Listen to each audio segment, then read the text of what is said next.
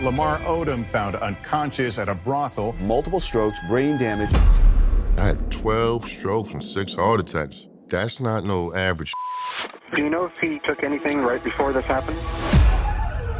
This is the story of how a two-time NBA champion who earned $115 million playing basketball ended up face down and unconscious on the floor of a Nevada brothel, and how the woman who spent years trying to save him was the only reason he survived. Lamar Odom won back-to-back championships with the Lakers, married into the most famous family in America, and threw every single bit of it away. And the worst part? Khloé Kardashian warned him over and over and over again. She dragged him out of hotel rooms, pumped his stomach after overdoses, hired private investigators to guard his rehab facility, and put her entire life on pause to nurse him back to health after he nearly died. And he repaid her by hiding a phone and smoking substances on the edge of the bed while she thought he was still too sick to walk. But before we get into what happened between Lamar and Khloé, you need to understand something. This man was dealing with loss before he ever touched an NBA basketball, because the addiction didn't start in the league. It started in a park in Queens the night his mother died. Laker games. It was the center of the universe. Lamar's living a rock star lifestyle. The Lakers are NBA champions once again. LA wins the 2009 NBA title.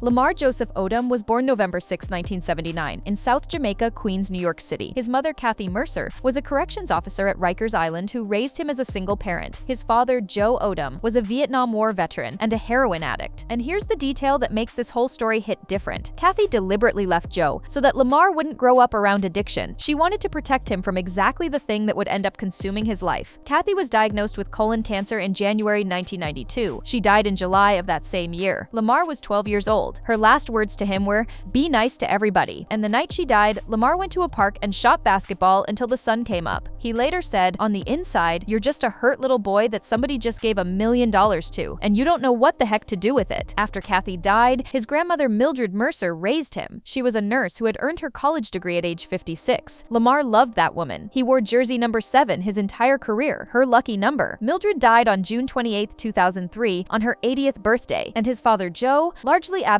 showed up maybe once a month, usually to ask for money. Remember that, because Joe Odom shows up later in this story, and what he does at the hospital will make your stomach turn. So by the time Lamar was 12, his mother was gone, his father was an addict who only came around for cash, and the only stable person in his life was his grandmother. And that's when he started smoking marijuana with friends after his mother's death. 12 years old, the seed was planted right there. Now, despite all of that, the talent was undeniable. Lamar went to Christ the King Regional High School in Queens, where he played AAU basketball with future NBA players Elton Brand and Ron Artest, who y'all know as Meta World Peace. He also attended the Adidas ABCD camp alongside a teenage Kobe Bryant. That's where they first met. As a sophomore, he grew 7 inches and transformed from a point guard into a 6'9" forward. He scored a record-tying 36 points to lead Christ the King to the Catholic High School Championship, Parade Player of the Year, USA Today All-American. The kid was a problem on the court, but off the court, already messy. He left Christ the King at the start of his senior year because of poor grades, had to transfer twice, he committed to UNLV but never played a single game there. He got arrested in an undercover sting for soliciting, received over $5,000 in payments from a booster, and the whole thing turned into an NCLA investigation. The coach got fired, UNLV got 4 years of probation, and Lamar had to transfer again. He ended up at the University of Rhode Island, where he averaged 17.6 points, 9.4 rebounds, and 3.8 assists in his only playing season. Hit a buzzer-beater 3 to win the Atlantic 10 tournament. Declared for the draft, his agent actually resigned because Lamar skipped the combine and refused to show up to team meetings, and he still went 4th overall to the LA Clippers in 1999. That's how talented this man was. The pattern was already there: incredible ability, self-destructive choices, people around him cleaning up the mess, and somehow still landing on his feet. And when Lamar got to the NBA, the talent showed up immediately. He debuted November 20, 1999, with 30 points and 12 rebounds. But so did the trouble. He was suspended twice by the NBA for violating the anti-drug policy. 5 games in March 2001, 5 more in November 2001, both for marijuana.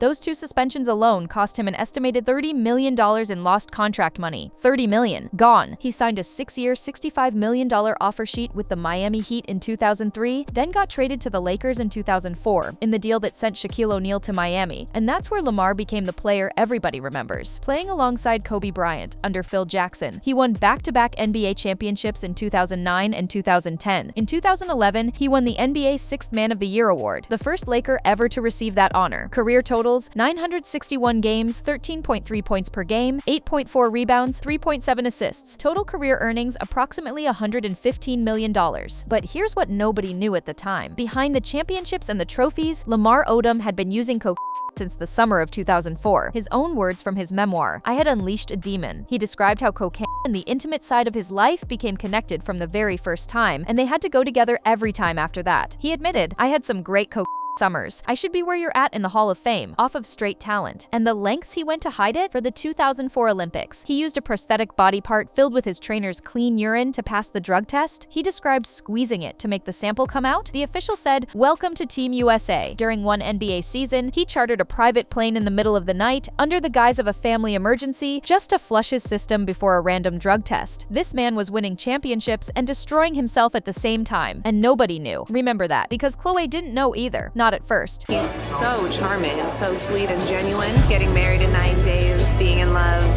combining two families, it's kind of meant to be if it's this easy. Never had a brother, now I get a brother in Rob. Never had a sister, now I get sisters and her sisters. For me, emotionally and spiritually, it's perfect.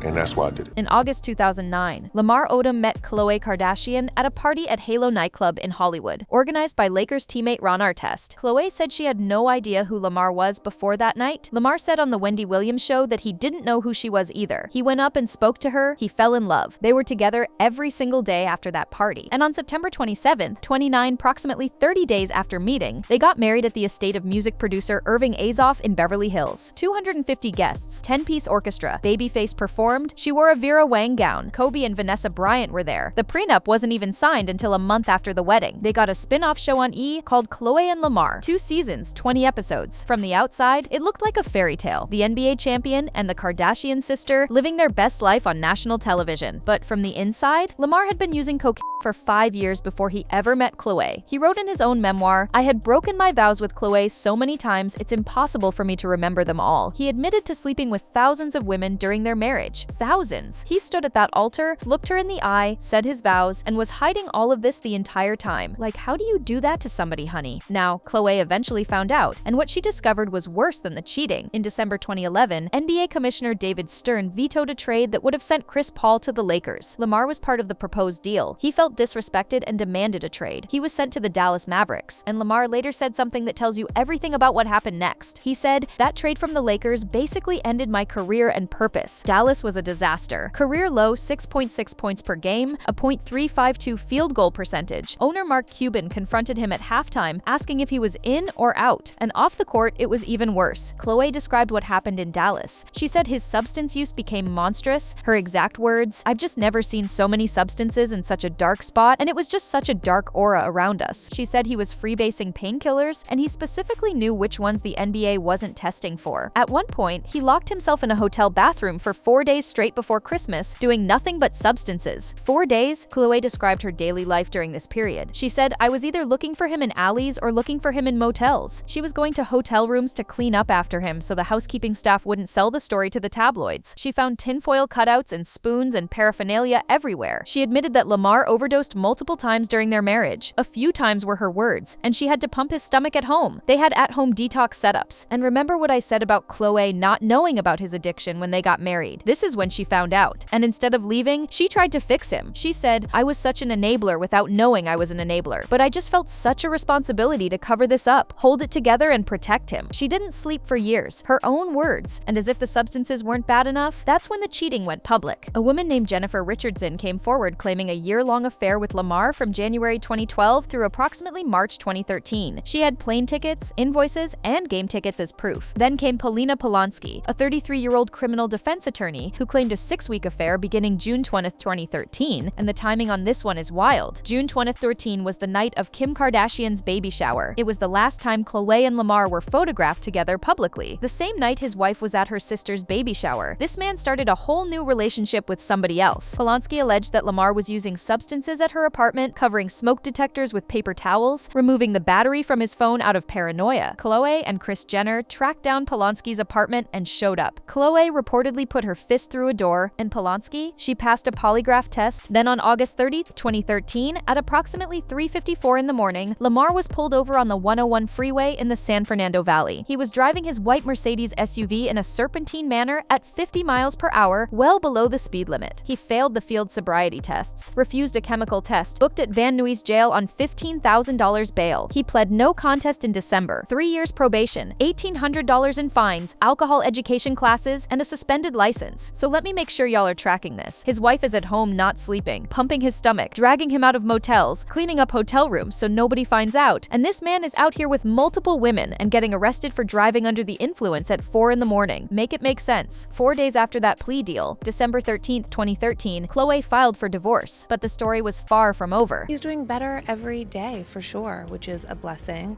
Months later, the reality star refiled, and their divorce was official by the end of 2016. Have you never thought, why did we ever stop talking completely? No, I always think about that, and I know why. Why? Because how I did drugs after that. Because Khloé didn't just file and walk away. She tried one more time to save him. In August 2012, she had already pressured Lamar into a rehab facility in San Diego. She hired private investigators to guard the place 24/7. He stayed about 3 weeks. Then a formal intervention was organized with a professional interventionist. Khloé was told to deliver the ultimatum, 3 months of rehab or it's over. And everybody around her said the same thing. He'll never pick the divorce. They were all sure he'd choose rehab. Khloé gave her speech, and Lamar looked at her and said, okay, all I want is my passport, and yeah, let's get the divorce. He chose substances over his wife, the woman who had been pumping his stomach and pulling him out of alleys. She offered him 3 months of help. He asked for his passport. Child, that is not a man in control of his own choices anymore. That is addiction talking. After the August 2013 DUI, he briefly checked into a facility near Los Angeles. He left within 24 hours. But it gets worse, y'all. Because what happened in 2015 is the part of this story that most people know. And even if you think you know the details, they're worse than you think. Before we get to the brothel, you need to understand what happened in June 2015, because 2 people died within 6 days of each other, and it broke whatever was left of Lamar Odom. On June 14, 2015, Lamar's best friend Jamie Sangothai died at age 37. They had known each other since they were 12 years old in Queens. Jamie was the best man at Lamar and Khloé's wedding. He was on Lamar's payroll. Jamie died from necrotizing fasciitis, a flesh-eating bacterial infection caused by chronic intravenous substance use. His father later said he believed Jamie's death pushed Lamar over the edge. 6 days later, on June 20 days, another friend from the same circle, Bobby Hayward, age 30, also died, reportedly from substance-related causes. And y'all need to understand the full weight of what Lamar had already been carrying. His mother died when he was 12. His grandmother died on her 80th birthday. In 2011, a 24-year-old cousin was murdered in Queens. And in June 2006, this one is the hardest. His infant son, Jaden, died of sudden infant death syndrome at 6.5 months old. Lamar held that baby's body in the hospital for 3 hours and refused to let go. He wrote, "The doctors told us the cause was sudden infant death syndrome. It almost sounded made up. No explanation. No answers. Just gone." His ex-girlfriend Liza Morales, Jaden's mother, said, "I realized I lost Lamar when our son Jaden passed away. We grieved so differently." Lamar told the LA Times, "Death always seems to be around me. I've been burying people for a long time. And every single time, instead of getting help, he self-medicated. He numbed the pain. And after Jamie Sangothai died, there was no more numbing left to do. That's when he picked up the phone and called the brothel. On October 5, 2015, Lamar called the Love Ranch South, a legal brothel in Crystal, Nevada, about 80 miles outside of Las Vegas, and put down a $100 deposit. On October 10, the general manager drove him from his home in Henderson, Nevada, in her Volkswagen Passat. He was wearing a green t-shirt and basketball shorts, carrying a small red bag with 3 changes of clothes. He booked a private VIP suite and chose 2 women for 24/7 companionship. He paid approximately $75,000 for a minimum 4-day stay. He consumed 8 to 10 doses of herbal performance supplements over 3 days. The packaging said take 1 per 24 hours. He drank cognac throughout his stay. The women later told authorities they heard snorting sounds from his bathroom, and he admitted to them he'd done a small amount of cocaine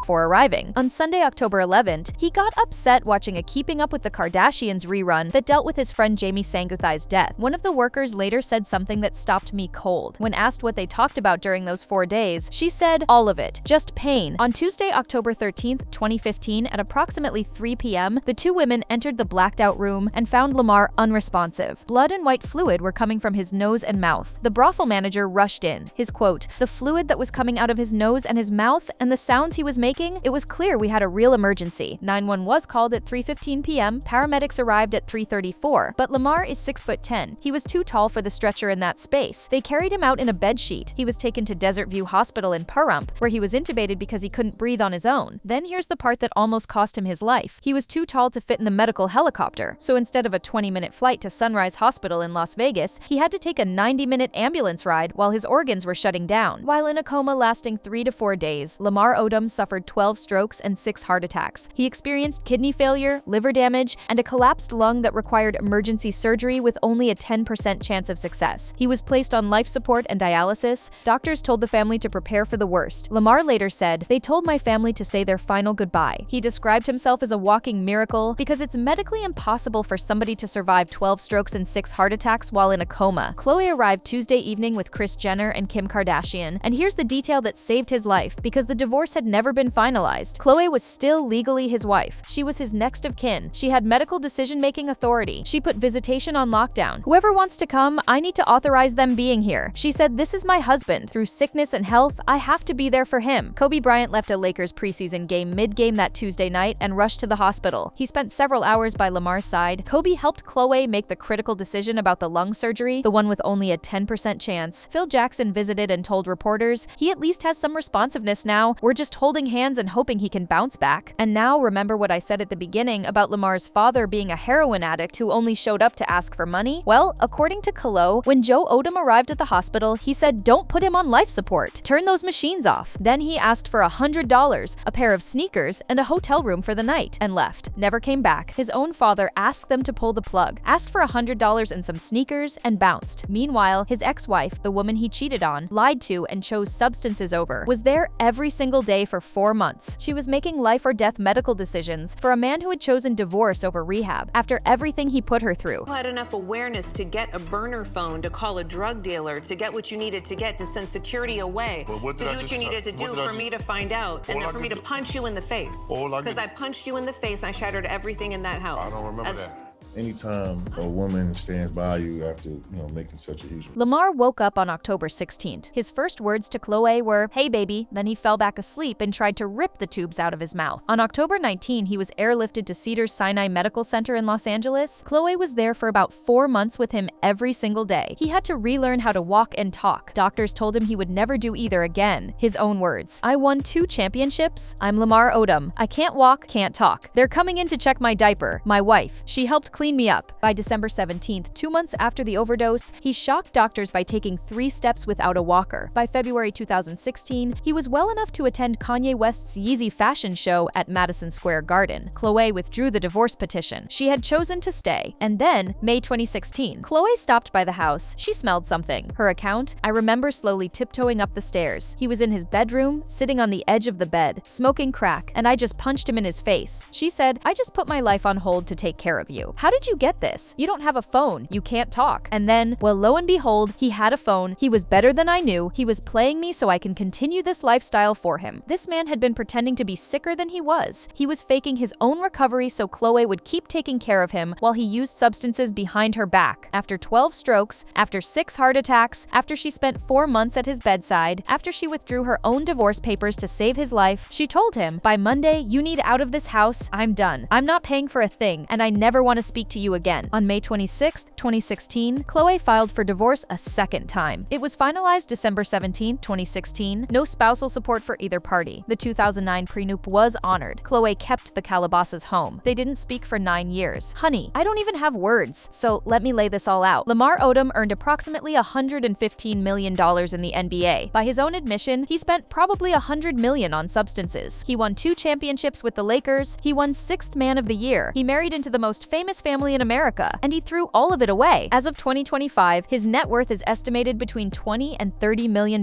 In April 2025, he was ordered evicted from a mansion in Studio City over $45,000 in unpaid rent. 3 months at $15,000 a month. A man who earned 9 figures in the NBA couldn't cover the rent, and it's still going. On January 17, 2026, Lamar was arrested for driving under the influence in Las Vegas after being pulled over for going over 100 miles per hour on I-15 at 2 in the morning. An overwhelming odor of marijuana was detected in the vehicle. He entered a 30-day rehab program at I. Riley Recovery in Los Angeles on January 28. As of late March 2026, he reports approximately 60 days of sobriety. He has a trial scheduled for July 7, 2026. On the charges, he now runs Odom wellness treatment centers, recovery facilities in multiple states. His quote, "God saved me, so I can save others." No shade, but that's a lot of audacity for somebody who was just arrested doing 100 on the freeway at 2 in the morning. His Netflix documentary, Untold: The Death and Life of Lamar Odom, premiered March 31, 2026, and became a top 10 title on the platform. On the Today Show, he said, "I will always have love for her, but being in love, no." Khloé called it right person, wrong time. And Khloé said the thing that sums up this entire story. She said, "I do believe addiction is a disease. The truth is, no one can really save someone from that except for that own individual. I had to learn the hard way that I can't save anyone in that position. I almost lost myself, and I probably did at some points trying to save him." And that right there is the whole story. She warned him, she begged him, she dragged him out of hotel rooms and pumped his stomach and stayed by his hospital bed for 4 months and withdrew her own divorce papers to save his life. And he repaid her by hiding a phone and smoking substances on the edge of the bed while she thought he was too sick to walk. Lamar Odom is a walking miracle. 12 strokes, 6 heart attacks, and he's still here. But the question isn't whether he survived. The question is whether he's actually changed. Because 60 days of sobriety at 46 years old, after 3 decades of substance use, after $100 million gone, after Khloé and Kobe and his own children begged him to stop. 60 days is a start, but it's not the finish line, and this man has been at the starting line before. Derek Fisher, his former teammate, once said, "I sometimes have to stop and remind myself how much this guy has been through and how much he's lost." And the Lakers trainer Gary Vee said, "Just because he's got fame and money, that doesn't mean anything. He lost all the people that he loved, and maybe that's the saddest part of all of this." Lamar Odom didn't just lose his money or his career or his marriage, he lost everybody. His mother at 12, his grandmother, his baby son, his best friend, his wife, and the only person left to save him now is himself. But now I want to know what y'all think. Do you think Lamar Odom genuinely wants to get clean this time? Or is this just another cycle? And do you think Khloé was right to finally walk away? Or should she have stayed? Let me know your thoughts in the comment section below.